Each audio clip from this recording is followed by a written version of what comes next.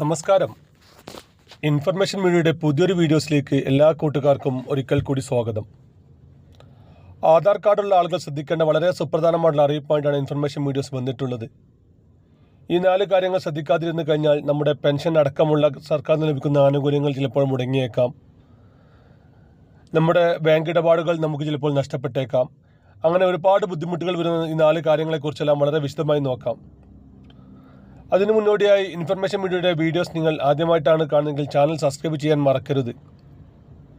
നമ്മുടെ ചാനലിൽ ഒരു തരത്തിലുള്ള മത രാഷ്ട്രീയ കാര്യങ്ങളും വരുന്നതല്ല. ഗവൺമെൻറ്റിൽ നിന്ന് ലഭിക്കുന്ന സേവനങ്ങൾ, ആനുകൂല്യങ്ങൾ, അറിയിപ്പുകൾ എന്നിവയെക്കുറിച്ച് മാത്രമായിരിക്കും വീഡിയോസുകൾ വരുന്നത്. ശ്രദ്ധിക്കുക, ഗവൺമെൻറ് സേവനങ്ങളും അറിയിപ്പുകളും എപ്പോൾ വേണമെങ്കിലും പുതിയ മാറ്റങ്ങൾ വരാം. നിങ്ങൾക്ക് ഏറ്റവും പുതിയ അറിയിപ്പുകൾ ലഭിക്കാൻ ചാനൽ സബ്സ്ക്രൈബ് ചെയ്ത് തൊട്ടടുത്തുള്ള ബെല്ലൈക്കൺ കൂടി ക്ലിക്ക് ചെയ്യുക. നമ്മുടെ വീഡിയോ കാണുന്ന 99% ആളുകൾക്കുമുള്ള രേഖയാണ് ആധാർ കാർഡ്. തുടക്ക സമയങ്ങളിൽ അത് ആധികാരിക രേഖയല്ലെങ്കിലും പിന്നീട് ഇങ്ങോട്ട് സർക്കാരിൻ്റെ ഏത് ആനുകൂല്യങ്ങൾ ലഭിക്കണമെങ്കിലും ഏത് സർട്ടിഫിക്കറ്റ് ലഭിക്കണമെങ്കിലും ആധാർ കാർഡ് നിർബന്ധമായി. ആധാർ കാർഡ് ലിങ്ക് ചെയ്യാത്ത ഒരു സാധനങ്ങളും നമ്മളിപ്പോൾ ഉപയോഗിക്കുന്നില്ല. നമ്മുടെ മൊബൈൽ ഫോണിൽ ഉപയോഗിക്കുന്ന സിം, ഗ്യാസ്, കറണ്ട് മുതലായ എല്ലാ കാര്യങ്ങളും നമ്മൾ ആധാർ കാർഡ് വെച്ച് ഉപയോഗിക്കുന്ന ആളുകളാണ്. അതുകൊണ്ട് തന്നെ ആധാർ കാർഡിലെ ചെറിയ തെറ്റുകൾ പോലും നമ്മൾ ശ്രദ്ധിച്ചിട്ടില്ലെങ്കിൽ പിന്നീട് നമുക്ക് ഒരുപാട് ബുദ്ധിമുട്ട് ഉണ്ടാക്കുന്നുണ്ട്. ഇങ്ങനെ ആധാർ കാർഡ് ശ്രദ്ധിക്കേണ്ട കാര്യങ്ങളെക്കുറിച്ചെല്ലാം വളരെ വിശദമായി നോക്കാം. അതിൽ ആദ്യത്തേത് വളരെ പ്രധാനപ്പെട്ട കാര്യമാണ് ആധാറിൽ മൊബൈൽ നമ്പർ ലിങ്ക് ചെയ്യുക എന്നുള്ളത്.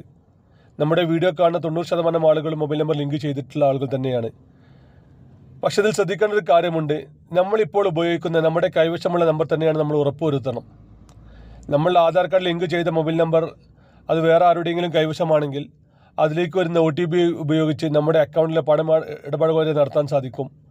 അതുപോലെ തന്നെ നമ്മുടെ എല്ലാ കാര്യങ്ങളും അത് നിയന്ത്രിക്കാനും സാധിക്കും. അതുകൊണ്ട് തന്നെ നിർബന്ധമായിട്ടും നമ്മൾ ഇപ്പോൾ ഉപയോഗിക്കുന്ന മൊബൈൽ നമ്പറാണെന്ന് ഉറപ്പുവരുത്തുക. ഇതിൽ കൂടുതൽ ആളുകളും പ്രവാസികളായ അല്ലെങ്കിൽ ആളുകളാണ് ഇതിൽ കൂടുതലും ബുദ്ധിമുട്ടാകുന്നത്.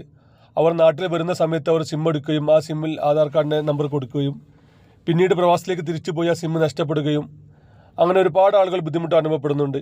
നിർബന്ധമായിട്ട് ഈ ഒരു കാര്യം പ്രത്യേകം ശ്രദ്ധിക്കുക.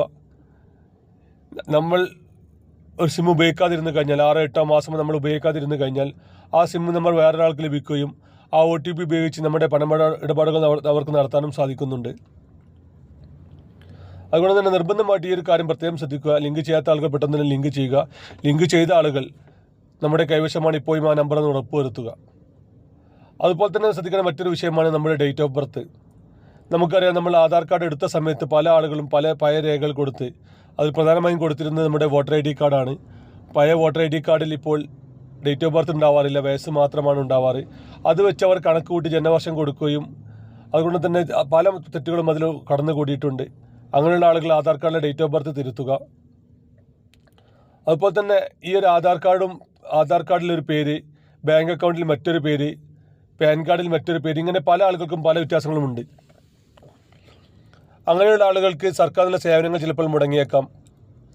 നമ്മൾ പെൻഷൻ നോക്കുകയാണെങ്കിൽ പല ആളുകൾക്കും 1300, 1400 പെൻഷൻ ലഭിക്കുന്ന ആളുകളുണ്ട്.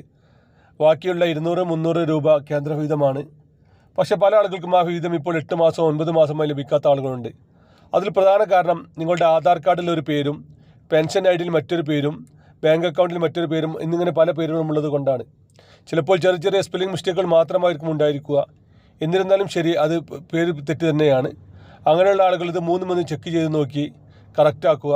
എന്നാൽ നിങ്ങൾക്ക് മുടങ്ങിയ പെൻഷൻ അടക്കമുള്ള കാര്യങ്ങൾ നിങ്ങൾക്ക് അക്കൗണ്ടിൽ വരുന്നതാണ്. ഇങ്ങനെയുള്ള കാര്യങ്ങൾക്കെല്ലാം നിങ്ങൾ അക്ഷയ കേന്ദ്രം വഴിയാണ് നിങ്ങൾ സമർപ്പിക്കേണ്ടത്. ഇപ്പോൾ അക്ഷയ കേന്ദ്രം നല്ല തിരക്ക് കുറവുള്ള സമയമാണ്. കുട്ടികളുടെ അഡ്മിഷൻ അടക്കമുള്ള കാര്യങ്ങൾ ഇപ്പോൾ ഏകദേശം തീർന്നിട്ടുണ്ട്. ഇനി അങ്ങോട്ട് കുട്ടികളുടെ സ്കോളർഷിപ്പ് സംബന്ധമായിട്ടുള്ള തിരക്കുകളെല്ലാം നല്ല തിരക്കായിരിക്കും. ഈ തിരക്ക് കുറവുള്ള സമയങ്ങളിൽ നിങ്ങൾ അക്ഷയ കേന്ദ്രങ്ങളിൽ പോയി ഈ കാര്യങ്ങളെല്ലാം റെഡിയാക്കുക. നമുക്കൊരാവശ്യം ഞാൻ കാത്തു നിൽക്കാതെ നമ്മളിപ്പോൾ തന്നെ എല്ലാ കാര്യങ്ങളും റെഡിയാക്കി വെച്ച് കഴിഞ്ഞാൽ PN കിസാൻ അടക്കമുള്ള കാര്യങ്ങൾക്കെല്ലാം നമുക്ക് പിന്നീട് വളരെ ഉപകാരപ്രദമായിരിക്കും. പല ആളുകൾക്കുമുള്ളൊരു പ്രശ്നമാണ്, നമ്മളതൊന്നും ശ്രദ്ധിക്കാതെ നമ്മൾ എന്തെങ്കിലും ഒരു കാര്യത്തിൻ്റെ ആയിരിക്കും അക്ഷയ കേന്ദ്രങ്ങൾ ചെല്ലുന്ന സമയത്താണ് ഈ ഒരു പ്രശ്നം കാണുക. പിന്നീട് ഇതിൻ്റെ വേക്കൽ നടക്കേണ്ടി വരും. അങ്ങനെയുള്ള ആളുകൾക്ക് പിന്നീട് ഒരുപാട് ബുദ്ധിമുട്ടുകളും ഉണ്ടാവാറുണ്ട്. നിർബന്ധമായിട്ടും നമ്മുടെ തെറ്റുകൾ ഒരു കാര്യം വരാതെ തന്നെ അല്ലെങ്കിൽ ആവശ്യം വരാതെ തന്നെ നമ്മൾ അത് റെഡിയാക്കി വെക്കുക. വീഡിയോ ഇഷ്ടപ്പെട്ടെന്ന് കരുതുന്നു. ഇതുപോലത്തെ ഇൻഫോർമേറ്റീവ് വീഡിയോകൾക്ക് വേണ്ടി ചാനൽ സബ്സ്ക്രൈബ് ചെയ്തിട്ട് കൂട്ടുകാരിലേക്ക് ഷെയർ ചെയ്ത് കൊടുക്കുക. നമുക്കൊരു പുതിയ വീഡിയോസുമായി കാണാം. അതുവരേക്കും എല്ലാ കൂട്ടുകാർക്കും നന്ദി, നമസ്കാരം.